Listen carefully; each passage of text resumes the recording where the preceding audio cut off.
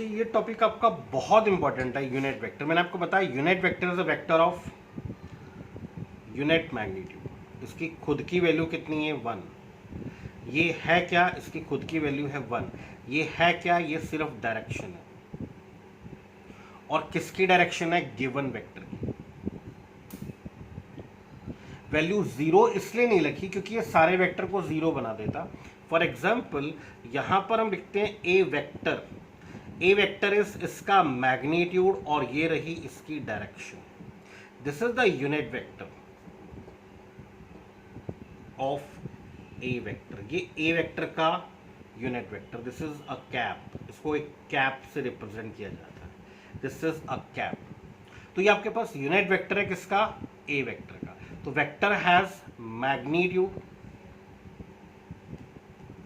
As well as direction. इसका magnitude है as well as direction. किसकी डायरेक्शन है?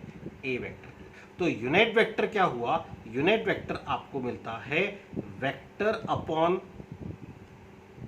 Magnitude. Unit vector is vector upon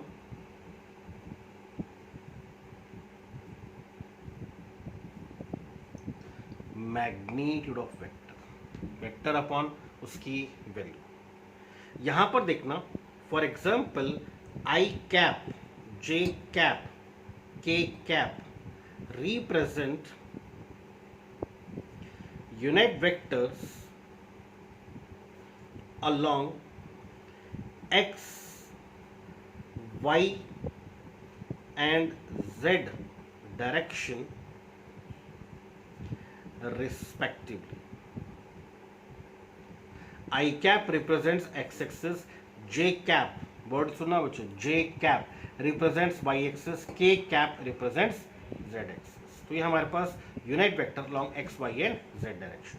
for example हम लिखते हैं यहाँ पे a vector is 3i cap. Notice करना आप, ये रहा मैग्नीट्यूड दैट इज 3 यूनिट, ये रही direction that is along x axis.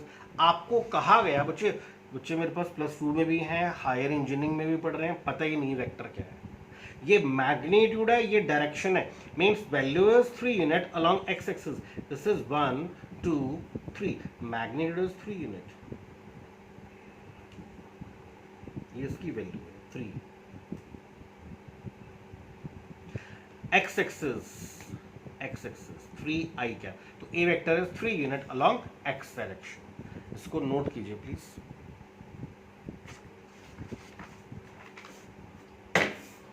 Next हमने यहां लिखा, suppose this is b vector. Vector has magnitude as well as direction. हमने लिखा 4j कैप। तो मैग्नीट्यूड कितना है इसका? 4। j कैप मीन्स ये हुआ यूनिट वेक्टर ऑफ दिस। ये इसका मैग्नीट्यूड है और ये इसकी डायरेक्शन है। b का magnitude as well as b की डायरेक्शन। तो 4 यूनिट along y एक्सिस। तो ये रहा हमारा y एक्सिस, ये रहा origin. This one is 1 2 3 4। 4 unit along y axis, 4 unit along y axis। तो b vector is 4 unit along y axis। तो ये रहा 4 यूनिट along y axis। चलिए हम यहां पर लिखते हैं, अब इन दोनों को छोड़ दो, a b को छोड़ दो, कोई भी वेक्टर है, एनी वेक्टर। सपोज हमें लिखना है यहां पर 3i + 4j। आपको कहा गया कि ग्राफिकली रिप्रेजेंट करो। तो हमारा कोई ए वेक्टर मान लो इसको, या बी मान लो, या सी मान लो, कुछ भी आप मान लीजिए। तो कोई वेक्टर है हमारा, this is 3i + 4j। That means magnitude is 3 unit along x axis and this is 4 unit along y axis. Check करना बच्चे प्लीज।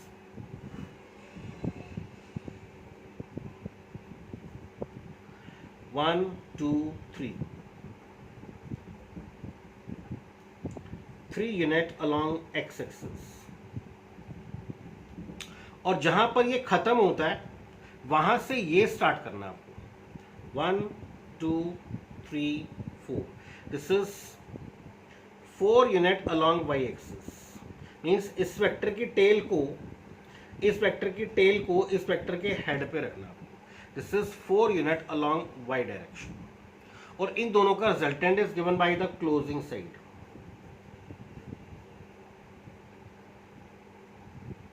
इसको क्लोजिंग साइड क्यों बोल रहे हैं? ये हमारा रहा C vector is 3i plus 4j। ये ऑर्डर होता है, ये होता है एंटी क्लॉकवाइज 3i, ये रहा 4j एंटी क्लॉकवाइज, और ये जो एरो लगा है, ये एरो देखना आपको, this is the arrow of 3i, ये this is the arrow of 4j and this is the closing side, ये क्लोजिंग साइड होगी C vector 3i plus 4j। तो आपको रिप्रेजेंट करना आना चाहिए, इसका मतलब है 3 यूनिट अलोंग एक्स एक्सिस और इसके टेल को इसके हेड पे लगाना आपको, 4 यूनिट अलोंग वाई एक्सिस, और यहां पर जहां ये खत्म होगा फर्स्ट के टेल को सेकंड के हेड से, फर्स्ट के टेल को सेकंड के हेड से, this is the closing side of the triangle. इस ट्रायंगल की ये एंटी क्लॉकवाइज है 3i 4j और ये क्लॉकवाइज होगी। तो वेक्टर को ऐसे रिप्रेजेंट करना है, तो प्लीज इसको नोट कीजिए आप।